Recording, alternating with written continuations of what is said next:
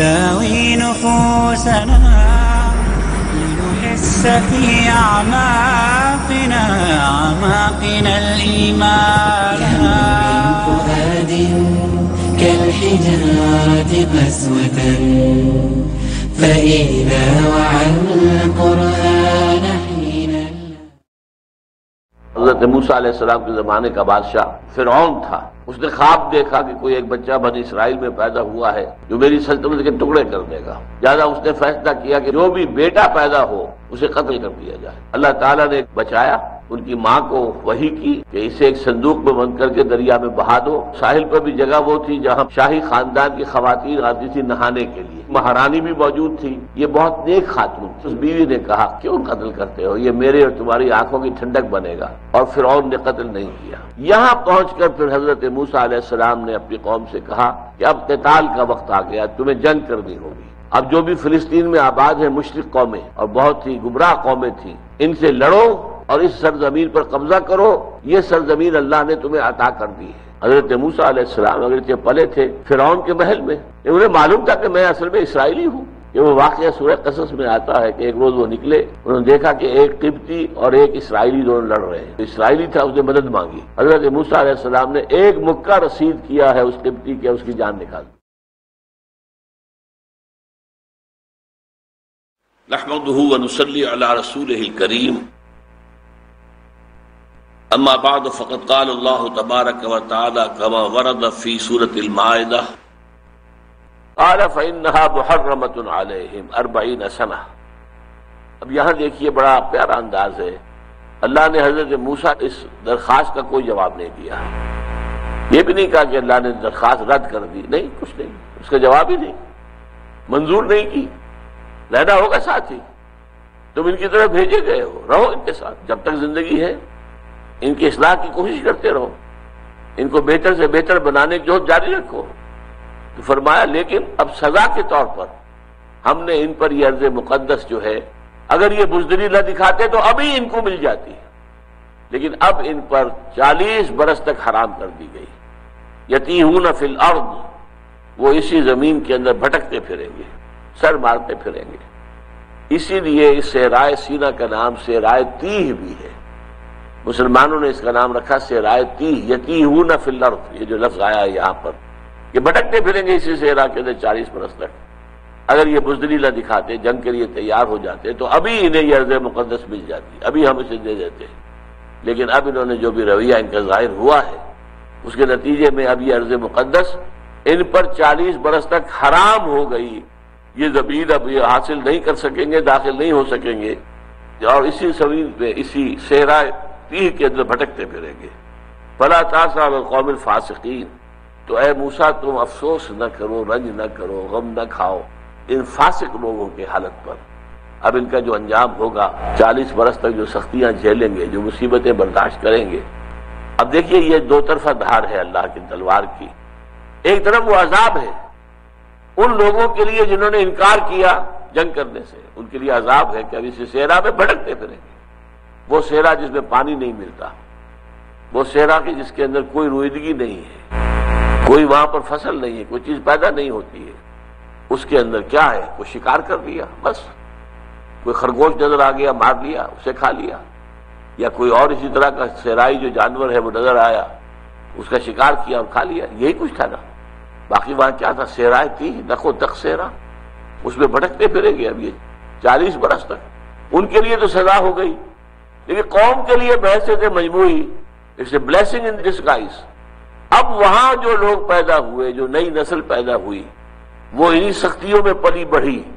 ان کے اندر وہ قوت پیدا ہو گئی، وہ مقاومت پیدا ہو گئی، کھڑے ہونے کا جذبہ، مقابلہ کرنے کی ہمت پیدا ہو گئی. چنانچہ جیسا کہ میں نے عرض کیا ہے کہ حضرت موسیٰ کا تو انتقال ہو گیا انہی 40 سالوں کے دوران، حضرت ہارون کا بھی انتقال ہو گیا ان 40 سالوں کے دوران. لیکن اس کے بعد جو قوم، جو نئی نسل ابھری، حضرت یوشع ابن نون جو کہ نوجوان ساتھی تھے، نوجوان خادم تھے حضرت یوشع ابن نون، ان کی سرکردگی میں پھر انہوں نے قتال کیا، جہاد کیا، جنگ کی، اور ارض مقدس میں داخل ہوئے، اس پر حملہ کیا، اور اس پر اللہ تعالیٰ نے ایک شہر بڑا جو ہے وہ ان کو عطا کر دیا گیا، اریحا یا جریکو۔ لیکن یہاں پر وقتی طور پر تو شکل یہی تھی نا کہ افسوس، یہ قوم اب 40 برس تک اسی صحرا میں بھٹکے گی۔ تو صدمہ، حضرت موسیٰ علیہ السلام کی قوم اور حضرت موسیٰ علیہ السلام کو اپنی قوم سے محبت، دلی تعلق اپنی جگہ، ایک وقتی بیزاری بھی آئی ہے شدید، لیکن اس کا یہ مطلب تو نہیں، باپ کسی وقت بیٹے سے ناراض بھی ہوتا ہے، لیکن اس کا یہ مطلب تو نہیں کہ وہ پچھلی شفقت جو ہے وہ ہمیشہ کے لیے ختم ہو گئی، وہ تو اپنے اندر رہے گی، چاہے باپ جو ہے بیٹے سے ناراض ہے، لیکن وہ اندر جو ہے، اندر ہی اندر وہ محبت اور شفقت کا جو ہے دریا وہ موجود رہتا ہے۔ تو اسی طریقے سے حضرت موسیٰ علیہ السلام جو ہے فلا تاسا، اب افسوس نہ کرو، دیکھو موسیٰ اب رنج نہ کرو، ان کے اس تقدیر پر جو بھی انہوں نے خود اپنے لیے اپنے ہاتھوں لکھ لی ہے، اب کوئی تمہیں افسوس نہیں ہونا چاہیے۔ فلا تاسا علی القوم الفاسقین، تو اس فاسق قوم کے اوپر، ان کے اس انجام کے اوپر اب تمہیں افسوس نہیں کرنا چاہیے۔ یہ جو واقعہ بیان ہوا ہے سورہ مائدہ میں، اس کی حکمت کیا ہے؟ ان آیات کا اب کیا ربط ہے حالات کے ساتھ؟ جو سرکمسٹانسز تھے، یہ سرکمسٹانسز obtaining over there، اس کے اعتبار سے ان کا کیا ریلیونس کیا ہے؟ کہ اب جو نیا دور شروع ہوا تھا صلح حدیبیہ کے بعد، وہ حضور کی دعوت اور تحریک کا انٹرنیشنل دور شروع ہوا تھا۔ اب یہ دور آنا تھا دعوت کا عرب سے باہر۔ اب تک آپ کی دعوت صرف عرب میں تھی، مکے میں رہے 12 برس تک اور دعوت دیتے رہے مکے کے اندر یا مکے کے آس پاس، ام القریٰ و من حولہا، آس پاس کے قبائل میں آپ جاتے تھے، یا کہیں بازار لگتا تھا، ہاٹ جسے کہتے ہیں ہاٹ، وہاں چلے گئے، وہاں جا کر جو ہے اپنی دعوت و تبلیغ کی، حج کے موقع پر تبلیغ کی، لیکن اس سے باہر آپ نے اپنی تبلیغ کا دائرہ وسیع نہیں کیا۔ البتہ مدینے میں آنے کے بعد تبلیغ کا دائرہ وسیع ہو گیا۔ اب جزیرہ نماء عرب کے اندر جہاں جہاں سے بھی کوئی طلب آئی کہ آپ ہمارے پاس بھیجیے اپنے مبلغ اور مدرس جو ہمیں قرآن پڑھائیں، آپ کس بات کی دعوت دیتے ہیں وہ ہمیں سمجھائیں، آپ نے جو زندگی کا نظریہ دیا وہ ہمیں بتائیں، اور اس میں آپ کو معلوم ہے بڑے بڑے حادثے بھی ہوئے، 70 صحابہ شہید کیے گئے۔ دھوکے سے بلایا گیا کہ آپ بھیجیے اپنا ایک گروپ جو ہے جو یہاں آ کر ہمیں دین سکھائے، قرآن پڑھائے، اور پھر انہیں ذبح کر دیا گیا، صرف ایک بچا تھا 70 میں سے۔ اور اس قدر صدمہ ہوا تھا حضور کو کہ وہ قنوت نازلہ جو ہم پڑھا کرتے ہیں، اور وہ سخت ترین دعا ہے، اللہم مزق جمعہم، اللہم دمر دیارہم، اے اللہ ان کی جمعیت کو منتشر کر دے، ان کے جو ٹھکانے ہیں، رہنے کی جگہ ہے، ان کے اوپر پتھراؤ کر انہیں برباد کر دے۔ ایسی سخت بد دعا آپ کو حضور کی زبان پر نہیں ملے گی جو اس وقت آئی ہے۔ دمر دیارہم، زلزل اقدامہم، اور ان کے اوپر تباہی جو ہے نازل فرما دے۔ یہ کیوں؟ 70 بے گناہ لوگوں کو، اور یہ 70 لوگ کون تھے؟ جو حضور کی دعوت و تبلیغ اور تربیت سے مستفید ہوئے تھے۔ مسجد صفا، مسجد کے اندر بیٹھے رہنے والے، مسجد نبوی میں اصحاب صفا، نہ کچھ کمانا، نہ کھانا، نہ پینا، کوئی شے آ گئی ہے، کوئی صدقہ آ گیا ہے، کوئی خیرات آ گئی ہے تو کھا لیا، ورنہ بھوکے سو رہے ہیں۔ ان لوگوں نے اتنی مشقتیں جھیل کر حضور سے دین کا علم حاصل کیا، اور ان میں سے 70 کو اس طرح ذبح کر دیا گیا جیسے کہ بکریاں ذبح کی جا رہی ہیں۔ تو اس پر جو حضور کا صدمہ تھا وہ اس درجے کا تھا کہ دعا جو آپ نے مانگی ہے وہ سخت ترین دعا جو زندگی میں مانگی ہے وہ قنوت نازلہ والی دعا ہے۔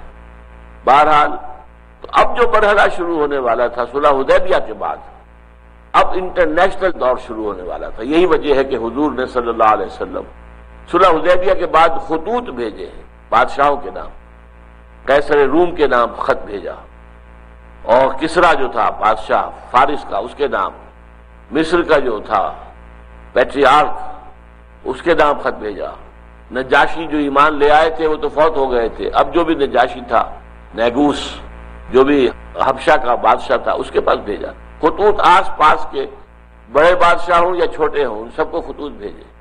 اسی کے نتیجے میں پھر آپ کو معلوم ہے کہ غزوہ موتا ہوا۔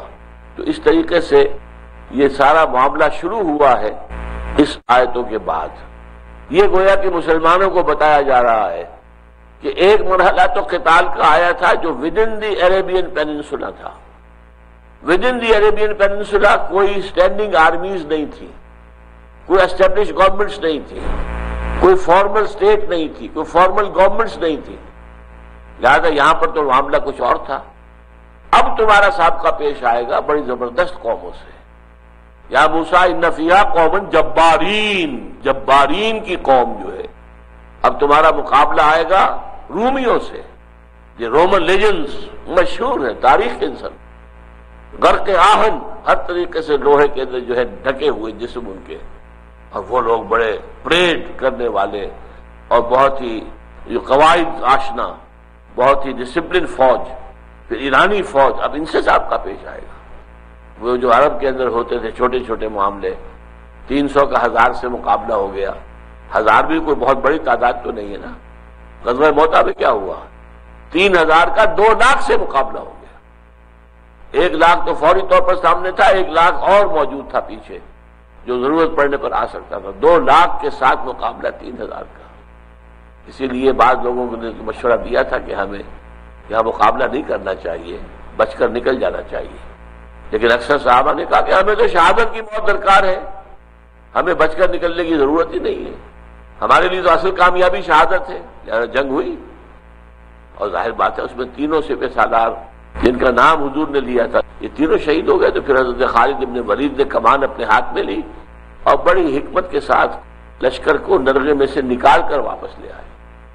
تو اب یہ دور چونکہ شروع ہونے والا تھا کہ بڑی زبردست اسٹیبلشڈ امپائرز کے ساتھ تمہارا مقابلہ پیش آئے گا، لہذا یہ واقعہ بیان کر دیا کہ دیکھنا کہیں تم بھی بنی اسرائیل کی طرح اتنی زبردست قوموں کا مقابلہ دیکھ کر گھبرا نہ جانا، انکار نہ کر دینا، بلکہ اپنی پوری طریقے سے ان کا مقابلہ کرنا، ان کے سامنے جان سپر ہو جانا، یہ کام تمہیں کرنا ہے۔ کہیں ایسا نہ ہو کہ یہودیوں کی راستے کی سنت جو ہے اس پر عمل کر لو۔ اقرأ ورتل القرآن۔ اعوذ باللہ من الشیطان الرجیم، بسم اللہ الرحمن الرحیم۔ واتل علیہم نبأ آدم بالحق اذ قربا قربانا فتقبل من احدہما ولم يتقبل من الآخر قال لأقتلنک قال انما يتقبل اللہ من المتقین۔ آپ کے علم میں ہے کہ قرآن حکیم میں سورتوں کے جو گروپ ہیں، مکی مدنی اور مکی مدنی ملا کر ایک گروپ، تو اس میں جو پہلا گروپ ہے اس کی مکی سورہ فاتحہ ہے، اور مدنیات جو ہیں طویل ترین سورتیں ہیں، سورہ بقرہ، آل عمران، نساء اور مائدہ۔ ہم اس کی یہ آخری صورت ہے جس کا کہ مطالعہ کر رہے ہیں۔ 4 رکوع ہم اس سے پہلے پڑھ چکے تھے، ہم شروع کر رہے ہیں 5ویں رکوع سے۔ ان 4 صورتوں میں سورہ بقرہ، سورہ آل عمران ایک جوڑے کی شکل میں ہے۔ ان کے اندر جو مضامین کی ترتیب اور تقسیم ہے وہ کئی بار عرض کر چکا ہوں کہ اس میں ورٹیکل ڈویژن بنتی ہے، لیکن سورہ نساء اور مائدہ جو ہے اس میں اس طرح کی ورٹیکل ڈویژن نہیں ہے، بلکہ 3-4 لڑیاں جو ہیں آپس میں گتھی ہوئی چل رہی ہیں مسلسل۔ ایک لڑی خطاب اہل ایمان، اور اس میں خاص طور پر کیونکہ یہ شریعت کی تکمیلی صورتیں ہیں تو شریعت کے احکام۔ دوسری خطاب منافقین، اگر وہاں بھی خطاب ہوتا ہے یا ایھا الذین آمنوا سے، وہاں دیکھنا پڑتا ہے کہ اگرچہ لفظ یہاں بھی یا ایھا الذین آمنوا کے آئے ہیں، لیکن آیا یہ خطاب مومنین صادقین سے ہے یا منافقین سے ہے؟ اس لیے کہ منافق جو ہے وہ کوئی لیگل اینٹیٹی نہیں ہے۔ لیگل اینٹیٹیز 2 ہیں، مسلم، غیر مسلم یا کافر، بس۔ اب مسلمانوں میں وہ بھی ہوں گے جو صادق الایمان ہوں گے، گہرے ایمان والے ہوں گے، پختہ ایمان والے ہوں گے، اور کچھ مزمحل بھی ہوں گے، کمزور بھی ہوں گے، ضعفاء بھی ہوں گے، اور پھر اس سے آگے جا کر کچھ منافقین بھی ہوں گے۔ تو حضور کا اپنا معاشرہ بھی اس سے خالی نہیں تھا، منافقین موجود تھے۔ آئندہ جب بھی کبھی منہاج نبوی کے اوپر کوئی دعوت اٹھے گی تو یہ تینوں جو ہے طبقات ہمیشہ موجود رہیں گے۔ تو ان میں یہ ہوتا ہے کہ کچھ آیتیں آ گئیں اہل ایمان سے خطاب پر، کچھ آیتیں آ گئیں اہل کتاب سے خطاب پر، کچھ آیتیں آ گئیں منافقین سے خطاب پر۔ یہ حصہ جو ہم پڑھ رہے ہیں یہ 27ویں آیت سے شروع ہو کر 40ویں آیت تک اہل ایمان سے خطاب ہے۔ اہل ایمان سے خطاب میں آپ کو معلوم ہے، میں نے عرض کیا کہ ایک تو شریعت کے احکام، پھر وہ ایک نظام جو دینا مقصود ہے، نظام عدل و قسط، معاشرہ جو ہے کن اصولوں پر استوار کیا جائے، عدل و انصاف کے کیا بنیادیں ہوں، یہ ایک دوسرا اہم مضمون ہے۔ اس کے ضمن میں انسانی خون کا ناحق بہانا یہ بہت بڑا جرم ہے، بلکہ ہمارے مطالعہ قرآن حکیم کے منتخب نصاب میں جو سورہ الفرقان کا آخری رکوع شامل ہے، اس میں 3 گناہوں کا ذکر کیا گیا ہے، گویا کہ تمام کبیرہ گناہوں میں سب سے بڑی۔ پہلے شرک، یہ انسان کی سوچ کو، انسان کے سارے فکر کو، اس کو بالکل ہی فاسد کر کے رکھ دیتا ہے، انسان رہتا ہی نہیں، حیوان بن جاتا ہے، شرف انسانیت سے اپنے آپ کو گویا کہ محروم کر دیتا ہے۔ نمبر 2 ہے قتل ناحق۔ بہت سے حضرات کے ذہن میں وہ آیت آ گئی ہوگی، والذین لا يدعون مع اللہ الہا آخر ولا يقتلون النفس التي حرم اللہ الا بالحق۔ وہ لوگ جو اللہ کے سوا کسی اور الہ کو پکارتے نہیں ہیں، دعائیں نہیں کرتے ہیں، جو بھی دعا کرنی ہے، جو مانگنا ہے، کیوں کسی اور انسان کے آگے ہاتھ پھیلاتے ہو سکتا ہے وہ تمہارے ہتھیلی پر کچھ رکھ دے، ہو سکتا ہے چھٹکار دے، اللہ سے مانگو نا، وہ کسی کے دل میں ڈال دے اور آپ کی بات پوری ہو جائے، از خود کوئی آ کر اللہ کا بندہ آپ کو وہ شے دے جائے گا۔ بہرحال مانگو اللہ سے، دعا کرو اللہ سے، والذین لا يدعون مع اللہ الہا آخر ولا يقتلون النفس التي حرم اللہ الا بالحق، اور نہیں قتل کرتے اس نفس کو، اس انسانی جان کو جسے اللہ نے بہت محترم ٹھہرایا ہے، مگر حق کے ساتھ۔ وہ حق کیا ہے؟ اگر حربی ہے، کافر، حالت جنگ کا اعلان ہے تو پھر کافر کو قتل کیا جائے گا۔ ایسے ہی نہیں ہے کہ آپ کے اپنے ملک میں کوئی کافر بستا ہے، آپ نے قتل کر دیا، ذمہ ہے اور قتل کر دیا، نہیں۔ حالت جنگ میں حربی کافر جو ہے اس کا خون جائز ہے بہا دینا۔ مسلمان کا 3 شکلوں میں ہوگا۔ قتل عمد کی سزا کے طور پر اگر جو مقتول کے ورثاء ہیں، جیسا کہ ہم پڑھ چکے ہیں تفصیل سے، وہ نہ دیت لینے پر راضی ہوں اور نہ معاف کرنے پر راضی ہوں تو جان کے بدلے جان۔ تیسرے ہے اگر کوئی شادی شدہ مرد یا عورت زنا کرے تو وہ قتل کی بہت تکلیف دہ شکل جو ہے رجم، پتھر مار مار کر ان کو ہلاک کیا جائے۔ چوتھے یہ کہ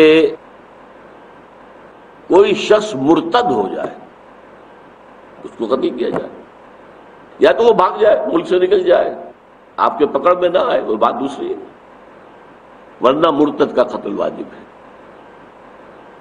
تو مرتد کی سزا قتل اور زانی شادی شدہ یا زانیہ کی سزا رجم، یہ ان کے حلق سے نیچے نہیں اترتی۔ تو بہت سے دانشور ہمارے ہاں ایسے ہیں جو اس کے خلاف لکھ رہے ہیں۔ نہ صرف یہ کہ جدید دانشور، بلکہ ہمارے ہاں قدیم طرز پر تعلیم یافتہ بعض علماء جو یہاں تک کہ وہ مفسر ہونے کے مقام کو پہنچ گئے، ان کے حلق سے بھی یہ چیزیں نہیں اترتی، کڑوی گولیاں ہیں۔ بہرحال قتل ناحق کی میں آپ کو بتا رہا تھا کہ ان 4 کے سوا کافر حربی ہو جس سے جنگ کا اعلان ہو۔ نمبر 2 قتل عمد، جان بوجھ کر قتل کیا گیا، قتل خطا نہیں، قتل عمد، یہ نہیں کہ آپ نے گولی چلائی تھی ہرن پر لگئی کسی اور کو جا کر، قتل خطا ہے۔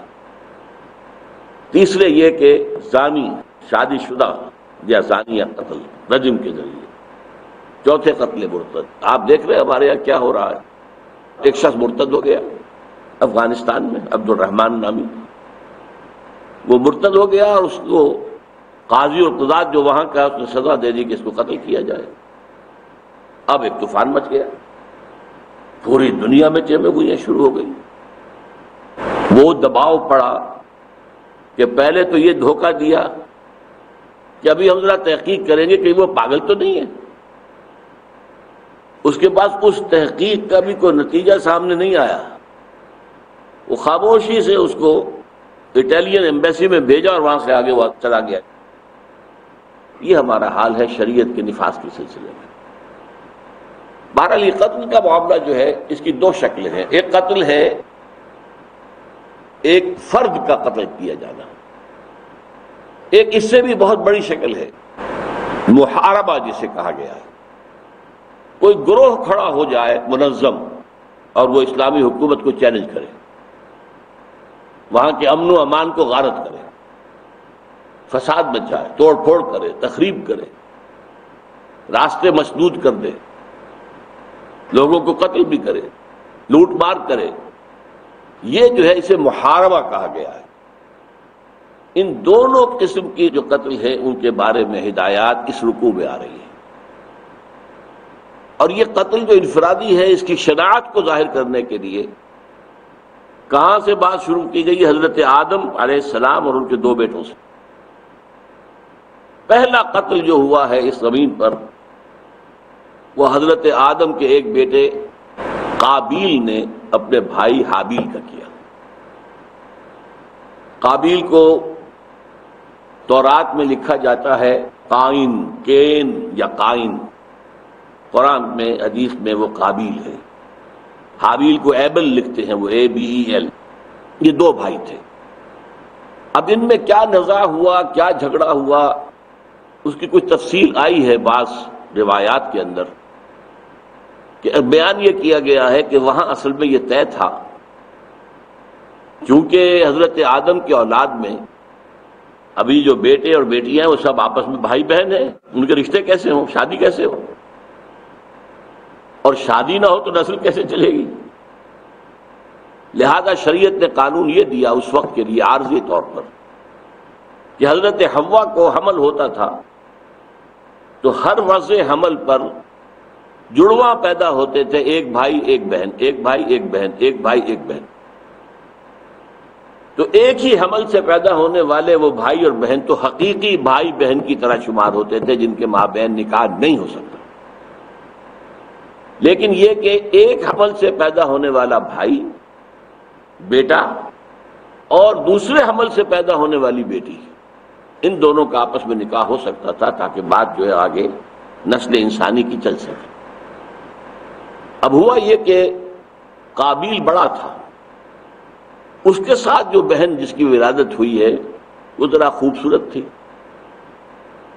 حابیل بعد میں پیدا ہوا، اس کے ساتھ جو بہن پیدا ہوئی وہ کچھ اتنی خوبصورت نہیں تھی یا بدصورت تھی، واللہ عالم۔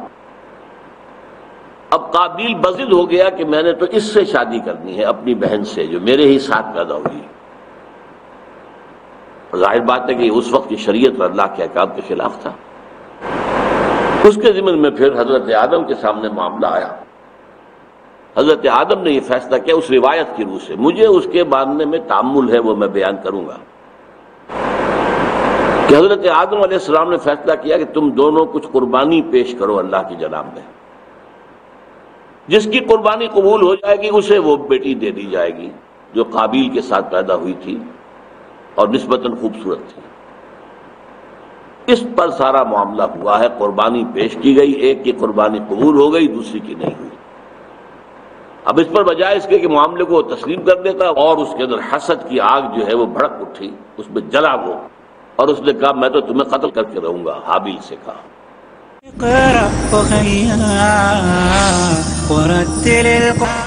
تو وَاتْلُ عَلَيْهِمْ نَبَأَ ابْنَيْ آدَمَ بِالْحَقِّ، ان کو سنائیے۔ تلا یتلو کے بعد جب علا آ جائے تو سنانا، تلا وہ پڑھنا اور تلا علا کسی کو پڑھ کر سنانا۔ وَاتْلُ عَلَيْهِمْ ان کو سنا دیجئے اے نبی صلی اللہ علیہ وسلم، نبأ ابنَيْ آدَمَ بِالْحَقِّ، آدم کے دو بیٹوں کا اہم واقعہ۔ نبا اصل میں کہتے ہیں بہت بڑے واقعے کو، اہم واقعے کو۔ یہ اس اعتبار سے اہم ترین واقعات میں سے ہے کہ اس سے روئے ارضی پر انسانی خون کے بہانے کا سلسلہ شروع ہوا ہے۔ تو اب گویا کہ جو بھی خون ہوتا ہے اس کا گناہ کا حصہ جو ہے قابیل کے ساتھ بھی اس کو بھی ملے گا، وہ ہے اس کا موجب۔ بالحق، یہ بڑا پیارا لفظ آیا ہے۔ حق کے ساتھ سنا دیجئے. ایک ہوتی ہے قصہ گوئی، بس ایک واقعہ بیان کر دیا. ایک ایسے اس طور سے بیان کرنا کہ اس میں جو حکمت ہے وہ واضح ہو جائے. قرآن قصوں کی کتاب تو نہیں ہے، قرآن محض تاریخ کی کتاب بھی نہیں ہے. تو یہ بہت بڑا اور نمایاں فرق ہے. بائبل میں بھی یہ چیزیں بیان ہوئی ہیں، ایبل اور کین، اس کے سارے معاملات جو ہیں بائبل میں تھے. لیکن ان کو پڑھا جائے اور قرآن کے چند آیات کو پڑھا جائے تو زمین و آسمان کا فرق معلوم ہوتا ہے. یہاں تلقین ہو رہی ہے تقویٰ کی. یہاں پر جو اصل شے ہے انسان کے لیے کہ جو اس کی نجات اور اس کی کامیابی کے لیے لازم ہے، اسے نمایاں کیا جا رہا ہے. تورات میں جس طرح ذکر ہے اور قرآن میں جس طرح ذکر ہو رہا، تو یہاں فرمایا بالحق. ہم وہ واقعہ جو سنا رہے ہیں نبی، اور آپ سے ہم کہہ رہے ہیں کہ آپ لوگوں کو سنا دیجئے، یہ حق کے ساتھ ہے. اس کے اندر جو بھی رہنمائی مضمر ہے، اس میں جو اخلاقی تعلیمات مضمر ہے، ان کو واضح کرتے ہوئے اس قربا قربان، جبکہ ان دونوں نے قربانیاں پیش کی. اس لفظ کو سمجھ لیجیے اچھی طرح. قرب سے لفظ بنا ہے، تقریب باب تفعیل ہے. قریب ہونا، قریب ہونا، قریب ہونا، قریب ہونا. اور قریب ہونے کے لیے کوئی بادشاہ ہوتا تھا، اس کا قرب حاصل کرنا تو کوئی نذرانے پیش کریں گے، کچھ اس کے ہدیے لے کے جائیں گے. تو جیسا اونچا آپ کا ہدیہ ہوگا، ظاہر بات ہے کہ بادشاہ اتنی ہی قدر کریں گے. اسی طرح سے اللہ کا قرب حاصل کرنے کے لیے اس کی جناب میں نذرانہ پیش کرنا، یہ قربانی کہلاتی ہے. اب اس میں ظاہر بات ہے سب سے بڑی قربانی تو اپنی جان کی قربانی ہے، جو جہاد فی سبیل اللہ کی شکل میں دی جائے، سب سے بڑی قربانی. لیکن اس کے ساتھ ہی مال کی قربانی، اپنی محبوب چیزوں کی قربانی. تو ان میں سے ایک بھائی جو ہے وہ کاشتکار تھا، وہ اپنے کچھ جو کھیت کے یا باغ کا کچھ سامان تھا، پھل تھے، وہ لے آیا. تقرب حاصل کرنے کے لیے قربانی پیش کر دی. اور دوسرا جو تھا وہ گلہ اس کا تھا، جانوروں کا، بھیڑے بکریاں پالتا تھا، وہ بھی کوئی اچھا سا دمبا اللہ کے لیے قربانی کے لیے بھی سامنے لے آیا. دونوں نے قربانی پیش کی، حابیل نے بھی قابیل نے بھی. تو فرمایا فتقبل من احدهما ولم يتقبل من الاخر. تو قبول کر لی گئی وہ قربانی ان میں سے ایک سے، اور نہیں کی گئی قبول دوسرے سے. اچھا، اب کیسے معلوم ہوا کہ یہ قبول ہو گئی اور کیسے معلوم ہوا یہ قبول نہیں ہوئی؟ اس میں جو ہمارے ہاں مفسرین کا اجماع ہے اور قرآن مجید کے بعد مقام سے بھی ثابت ہوتا ہے. حضور سے بھی کہا گیا تھا سورہ آل عمران میں، ہم آپ پر ایمان نہیں لائیں گے جب تک کہ آپ وہی بات نہ کر کے دکھائیں کہ قربانی پیش کریں اللہ کی جناب میں اور آسمان سے آگ اترے اور وہ کھا جائے اس کو. یہ اصل میں علامت تھی اس وقت. یوں سمجھ لیجئے، میں اسے اس طرح کہا کرتا ہوں ذرا لائٹ موڈ میں، ابھی نوع انسانی عہد طفولیت میں تھی. تو ایک بچے کو کھلونے چاہیے ہوتے ہیں کھیلنے کے لیے، اس سے ذرا آگے ہو جاتا ہے آدمی تو کچھ آپ اس کو پڑھاتے ہیں، لیکن حکمت نہیں پڑھا سکتے اسے. کچھ آپ الفاظ پڑھا دیے، کچھ یہ پڑھ لو، کچھ یہ پڑھ لو، تو یہ تدریجاً ہوتا ہے. اسی لیے حصی جو معجزات ہیں وہ ختم کر دیے گئے. حضرت عیسیٰ پر آ کر تکمیل پا گئے، مردہ کو زندہ کر دینا، جو اندھا ہے مادرزاد اس کی بینائی بحال کر دینا. اور کیا چاہیے آپ کو؟ اپنے ہاتھ سے ایک گارے سے پرندہ بنانا اور اس میں پھونک مارنا اور اڑتا وہ پرندہ ہو جائے. تو حصی معجزات مانی مراد کیا ہے؟ جو آنکھ سے دیکھے جا سکیں. وہ اپنے کلائمیکس پر پہنچ گئے حضور صلی اللہ علیہ وسلم کی بعثت سے 600 برس قبل حضرت عیسیٰ پر. حضور کے لیے کوئی حصی معجزہ نہیں دیا گیا. ایک شق قبر کا معاملہ آتا ہے لیکن وہ بھی کسی مطالبے پر نہیں تھا. معجزہ وہ ہوتا ہے جو قوم کہے کہ دکھاؤ ہمیں یہ چیز دکھاؤ. قرآن مجید میں ذکر موجود ہے، سورہ انعام میں ہے، سورہ بنی اسرائیل میں، ہمیں کر کے دکھاؤ. اس مکے کی سنگلاخ زمین میں تمہارے لیے ایک چشمہ پھوٹ نکلے، یہاں تمہارے لیے ایک باغ جو ہے تیار ہو جائے، اللہ کرتے آنے واحد میں تم اس میں کھاؤ.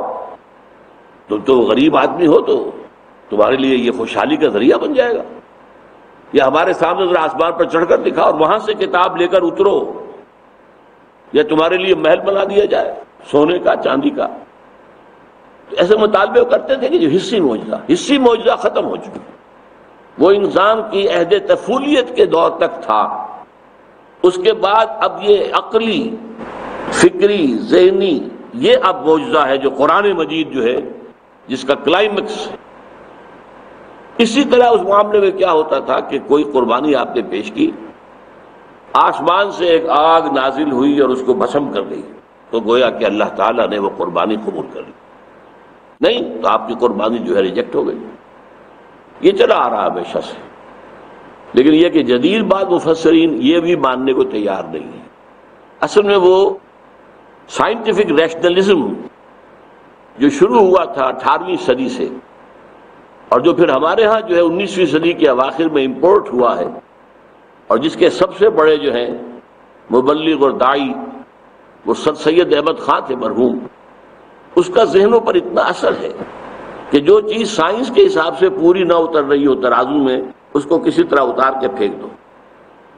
تو یہ میرے نزدیک زیادہ قرین قیاس ہے کہ آگ اتری آسمان سے شعلہ، اور اس نے ایک قربانی کو بھسم کر دیا، وہ گویا قبول ہو گئی، دوسری جو کہ تو کھڑی رہی گویا کہ وہ نامنظور ہو گئی۔ قال لأقتلنک، اب وہ جو قابیل تھا جس کی قربانی رد ہو گئی تھی، وہ غصے میں آگ بگولا ہو گیا۔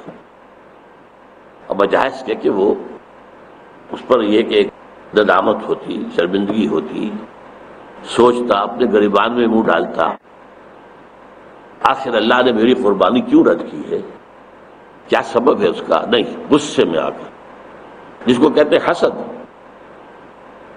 حسد جو ہے یہ ایک آگ کے مانند ہوتا ہے، اندر ہی اندر انسان جلتا ہے حسد کی آگ میں۔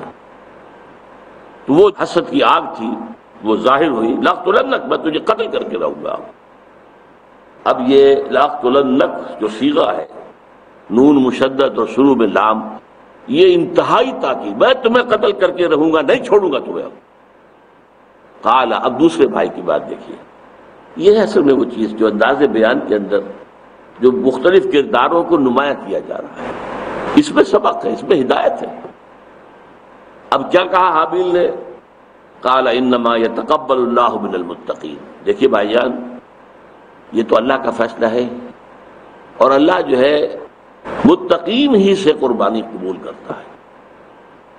یہ جو ہے ہمارے ہاں بھی 10,000 کا 20,000 کا جو ہے وہ بہت عمدہ جانور جو ہے میڑا لا کر جو، اور پھر اس کی نمائش ہو رہی ہے، اور اس پہ مہندی لگی ہوئی ہے، اس پر چادر ریشمی ڈالی ہوئی ہے، اس پر چکر لگوا رہے ہیں دیکھو، اور دل میں تقویٰ نہیں ہے تو وہ دھیلے کی بھی نہیں اللہ کی نگاہ میں۔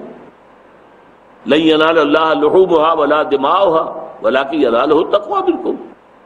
یہ جو قربانیاں ہیں، ان کے خون اور ان کا گوشت اللہ تک نہیں پہنچتا، اللہ تک پہنچنے والی شے تو تقویٰ ہے اگر وہ ہو، ورنہ وہ چاہے آپ نے 25,000 کا مینڈھا جو ہے وہ آ کر ذبح کر دیا، اللہ کے میزان میں کوئی وزن نہیں ہے۔ قال انما يتقبل اللہ من المتقین، اللہ تعالیٰ پرہیزگاروں ہی سے قبول کرتا ہے۔ آپ اپنی روش کو درست کر لیجئے، اپنے معاملات کو صحیح کیجئے، تو اللہ آپ کی قربانی بھی قبول کر لے گا۔ اگلی بات کیا کہی؟ لئن بسطت الی یدک لتقتلنی ما انا بباسط یدی الیک لتقتلنی۔ اور دیکھیں بھائی جان، اگر آپ نے اپنا ہاتھ بڑھایا میری طرف کہ مجھے قتل کر دیں، تب بھی میں اپنا ہاتھ نہیں بڑھاؤں گا آپ کو قتل کرنے کے لیے۔ یاد رہا ایک مسئلہ آتا ہے کہ پہلی بات تو یہ ہے کہ یہ معاملہ کس کا ہے؟ یہ دو بھائیوں کا ہے، اور دونوں بھائی کیونکہ مسلمان ہیں، آدم کے بیٹے ہیں، ایک گناہ گار ہے ایک متقی ہے، لیکن ہے تو مسلمان ہیں، آدم کے بیٹے ہیں۔ لہذا یہ جو مشرکین کے ساتھ جہاد اور قتال ہے، یہ اس پر اپلائی نہیں ہوگی آیت۔ اس وقت تو قتال ہے، آپ انہیں قتل کرنے کی کوشش کریں گے، وہ آپ کو قتل کرنے کی کوشش کریں گے، تو وہاں اس طرح کی کوئی جو ہے بے نفسی یا بالکل ایک عدم تشدد، وہ اہنسا پرمو دھرما، وہ گاندھی جی اس کے جو ہے وہ بڑے پرچارک تھے، یہ اس کا موقع نہیں ہوتا۔ دو بھائیوں میں معاملہ ہے۔ اچھا، اس میں بھی دفاع کا حق ہے، میں اپنا ہاتھ نہیں بڑھاؤں گا آپ کو قتل کرنے کے لیے، لیکن فرض کیجئے کہ ایک وار وہ کر رہا ہے اور آپ نے ہاتھ آگے کر کے اس کے وار کو روک لیا، اس سے کوئی اعتراض نہیں ہوگا۔ ایک بات ہوتی ہے کہ آپ بھی تو تل جائے، یہ مجھے قتل کرنے پر تلا ہوا تو اب میں بھی اس کو قتل کرنے پر تل جاؤں، اس سے یہاں پر در حقیقت اس کیفیت کا ذکر ہے لئن بسطت الی یدک، اگر آپ بڑھائیں گے دست درازی، جس کو آپ کہتے ہیں بڑھانا، دست ہاتھ کو بڑھانا، اگر آپ دست درازی کریں گے میری جانب کہ مجھے قتل کر دیں، لتقتلنی، ما انا بباسط یدی الیک لیقتلک، میں تو اپنا ہاتھ آگے نہیں بڑھاؤں گا، دست درازی نہیں کروں گا آپ کو قتل کرنے کے لیے، انی اخاف اللہ رب العالمین، مجھے تو اللہ کا خوف ہے، ڈر ہے، جو تمام جہانوں کا پروردگار ہے۔ اقرأ وخيا ورتل القرآن انی اريد ان تبوء باسمی و اسمک فتکون من اصحاب النار۔ حابیل یہ بھی کہہ رہے ہیں کہ میرا ارادہ اب یہ ہے، جب تم تولی گئے ہو، کہ تم اپنے گناہ کا بوجھ بھی اٹھاؤ اور میرے گناہوں کا بوجھ بھی اٹھاؤ۔ تم مجھے مظلوماً قتل کر دو گے، میرا کوئی جرم نہیں ہے، میں نے تمہیں کوئی نقصان نہیں پہنچایا ہے، میں نے تمہارے خلاف کوئی اقدام نہیں کیا ہے، تو جو مظلوم ہوتا ہے، مقتول، بغیر کسی سبب کے قتل کر دیا جائے تو اس کے گناہ کا بوجھ جو ہے وہ قاتل کے اوپر چلا جاتا ہے، گناہوں کا۔ تو میں تو یہ سودا کروں گا، تو مجھے قتل کر دو گے، ٹھیک ہے، تو میرے گناہ کا بوجھ بھی اٹھائے قیامت کے دن۔ انی اريد ان تبوء باسمی و اسمک فتکون من اصحاب النار، پھر تم جہنمی ہو جاؤ گے۔ وذالک جزاء الظالمین، اور یقیناً یہی بدلہ ہے ظالموں کا۔ فطوعت له نفسه قتل اخیہ فقتلہ فاصبح من الخاسرین۔ اب یہاں بھی بہت اہم لفظ آ گیا، طوعت، یہ باب تفعیل سے، جس میں ایک کام ہوتا ہے تدریجاً تدریجاً تدریجاً، تکرار تکرار تکرار، یہ وہ ہے اصل میں کیفیت کہ جو انسان کے اندر پیدا ہوتی ہے گناہ کے ارتکاب سے قبل۔ نفس لوامہ روکتا ہے، دیکھو مت کرو، یہ غلط کام ہے۔ نفس امارہ کہتا ہے حسد آگ میں جو جل رہا ہے کرو، مارو اس کو، قتل کرو اس کو۔ یہ کشاکش ہر شخص کے اندر ہوتی ہے، چھوٹے گناہ پر بھی ہوتی ہے، بڑے گناہ پر بھی ہوتی ہے۔ میں ایک کام کر تو بیٹھا ہوں، لیکن اب میرا ضمیر مجھے اندر سے ملامت کر رہا ہے، کاٹ رہا ہے، مجھے چبھن محسوس ہو رہی ہے، تم نے یہ کیا کیا، نہیں کرنا چاہیے۔ لیکن پھر وہ نفس امارہ جو ہے، امارۃ بالسوء، پھر وہ آگے آتا ہے، پھر وہ کہتا ہے، پھر پھسلاتا ہے، پھر اس کے لیے کوئی دلیل فراہم کر دیتا ہے، جھوٹی سچی۔ تو یہ رفتہ رفتہ پروسیس بالآخر اس انتہا کو پہنچ گیا، فطوعت لہ نفسہ، اس کے نفس نے اسے اس کے لیے آمادہ کر ہی لیا، قتل اخیہ، اپنے بھائی کی قتل کرنے کو، فقتلہ، اس نے اسے قتل کر دیا۔ اب ظاہر بات ہے آسان کام تھا قتل کرنا، اس لیے کہ بھائی تو فیصلہ کر چکا تھا کہ وہ جوابی کارروائی نہیں کرے گا، زیادہ سے زیادہ دفاع کی کوئی شکل ہو سکتی ہے کہ بچنے کی کوشش کی ہو، لیکن نہیں۔ فاصبح من الخاسرین، تو اب وہ ہو گیا خسارہ پانے والوں میں سے۔ فبعث اللہ غرابا، یہاں تفصیل آتی ہے کہ اب یہ چونکہ پہلا قتل ہوا ہے اور شاید کہ اس سے پہلے کوئی حضرت آدم کی نسل میں ابھی کوئی کسی کا انتقال بھی نہ ہوا ہو، مردے کو دفن کرنے کا معاملہ بھی شروع نہ ہوا ہو، مردے کا کیا کریں؟ اب یہ حضرت حابیل کو قتل کر کے قابیل جو ہے اب وہ ایک چکر میں پڑ گیا، میں کیا کروں اس لاش کا۔ فبعث اللہ غرابا، تو اللہ نے بھیج دیا کوے کو، یبحث فی الارض، وہ اپنی چونچ سے اور پنجوں سے زمین کو کورید رہا تھا، کھود رہا تھا۔ اب اس میں بھی دو آگے بعض لوگوں نے تفصیل بیان کی ہے کہ اس میں کسی چیز کو چھپا کر رکھنا چاہتا تھا، کوئی شکار تھا، اسے کچھ تھوڑی دیر کے لیے باہر چھپا کے رکھنا چاہتا تھا، اور ایک یہ بھی ہے کہ ایک مردہ کوے کو اس نے دفن کرنے کی تدبیر اس طرح کی تھی تاکہ اللہ دکھا دے اسے، قابیل کو، کہ اپنے بھائی کی لاش کے ساتھ کیا معاملہ کرے، کیسے چھپائے۔ تدفین کے معاملے کی صورت ہی پیدا ہو گئی۔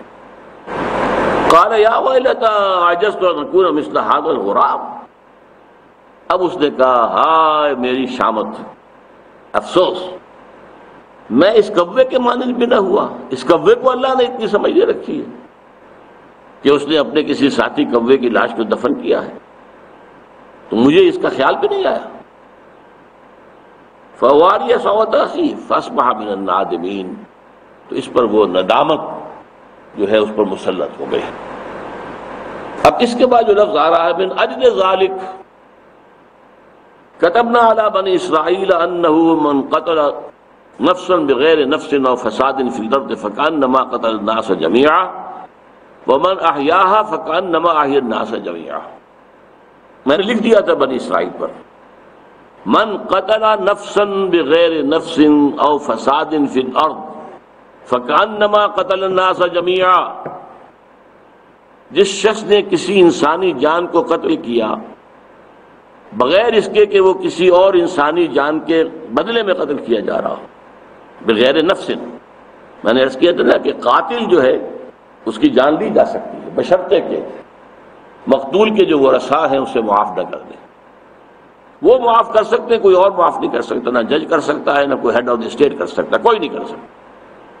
مقتول کے ورثاء معاف کر سکتے ہیں. ویسے صاف کلین چٹ نہ بھی دیں تو کچھ معاوضہ جو ہے خون بہا ریت لے کر معاف کر سکتے ہیں، جان تو بچ گئی نا. لیکن یہ کہ عام قانون یہی ہوگا کہ نفس کے بدلے نفس، ان نفس بالنفس او فساد فی الارض، یا فساد ہو زمین میں، فتنہ فساد. اب اس میں جو قتل و غارت گری ہوتی ہے وہاں معین کرنا مشکل ہو جاتا ہے کہ کس نے مارا. ایک عام بلوا ہے، ایک ہنگامہ ہو رہا ہے تو کچھ قتل ہو گئے، اس بلوے میں ہمارا موجودہ قانون نرمی کرتا ہے، قرآن اس میں مزید سختی کرتا ہے. یہ اب آگے آ رہا ہے. یہ جو اجتماعی جو ہے نقص امن جس کو کہیں گے، نقص امن کہہ لیجئے، نقص بھی اور نقص بھی، نقص کے معنی توڑ دینا، یہ جو ہے یہ تو اس سے بھی بڑا جرم ہے جو اب آگے آئے گا. كتبنا على بني اسرائيل انه من قتل نفسا بغير نفس او فساد في الارض، زمین میں فساد برپا کرنا، فكأنما قتل الناس جميعا، یہ ایسے ہے جیسے کہ اس نے تمام انسانوں کو قتل کر دیا. کیوں؟ کہ وہ جو تمدن کی جڑ تھی اسے کاٹ دیا، اب تمدن کس چیز پر قائم ہوگا. ومن احیاها، اور جس نے اسے زندہ رکھا یا بچایا. کوئی یہ قتل کر رہا ہے، دوسرے نے ہاتھ روک لیا اس کا، من احیاها، اس نے گویا کہ جو قتل ہو جاتا اس کی جان بچا لی. تو جس نے بچا لیا فکأنما احیا الناس جميعا، تو گویا کہ اس نے تمام انسانوں کو بچا لیا. وَلَقَدْ جَاءَتْهُمْ رُسُلُنَا بِالْبَيِّنَاتِ، اور ان کے پاس ہمارے رسول آئے بینات کے ساتھ، کھلی کھلی نشانیاں، کھلے کھلے احکام کے ساتھ. ثُمَّ إِنَّ كَثِيرًا مِّنْهُمْ بَعْدَ ذَلِكَ فِي الْأَرْضِ لَمُسْرِفُونَ، پھر بھی ان میں سے بہت سے لوگ وہ ہیں، اس سب کے باوجود کہ ہم نے کتابیں نازل کر دی، ہم نے شریعت نازل کر دی، ہم نے نبی بھیجے، رسول بھیجے، اس کے بعد بھی زمین میں بہت سے وہ لوگ ہیں جو زمین میں فساد مچاتے ہیں، اسراف کرتے ہیں، زیادتیاں کرتے ہیں، تعدی کرتے ہیں. اب وہ اگلا اجتماعی معاملہ آ رہا ہے. انما جزاء الذین یحاربون اللہ ورسولہ ویسعون فی الارض فسادا، لفظ فساد جو اوپر بھی آیا تھا اب یہاں آ گیا. یقیناً وہ لوگ جو محاربہ کرتے ہیں اللہ اور اس کے رسول سے، حرب کے معنی جنگ، محاربہ باب مفعلہ، چیلنج کرنا، کہیں بغاوت ہے. اللہ اور اس کے رسول سے مراد اسلامی حکومت، اسلامی حکومت جو اللہ کا حکم نافذ کرتی ہے اور رسول کے حکم پر چلتی ہے، وہ گویا کہ قائم مقام ہے اللہ اور اس کے رسول کی. تو جو لوگ اللہ اور اس کے رسول کے ساتھ محاربہ کرتے ہیں، یعنی اسلامی حکومت کے خلاف چیلنج کر رہے ہیں، بغاوت کر رہے ہیں، فتنہ اٹھا رہے ہیں، زکوٰۃ نہیں دیں گے، اس کے اوپر محاربہ ہوا، جنگ ہوئی. اسی طریقے سے کسی علاقے کے اندر فتنہ ہو گیا، فساد ہو گیا، قتل و غارت بھی ہو گئی، تو یہ جو ہے سب کوئی راستے مسدود کر دیے گئے، روک دیے گئے، تو ہوتا رہتا ہے، آج کی دنیا کے اندر ہوتا ہے. انما جزاء الذین یحاربون اللہ ورسولہ ویسعون فی الارض فسادا، وہ چاہتے ہیں زمین میں فساد پیدا کر دینا. وہ جو بھی اللہ اور اس کے رسول کے نام پر حکومت قائم ہے اس کو درہم برہم کرنا چاہتے ہیں، فساد اس کے اندر پیدا کرنا چاہتے ہیں.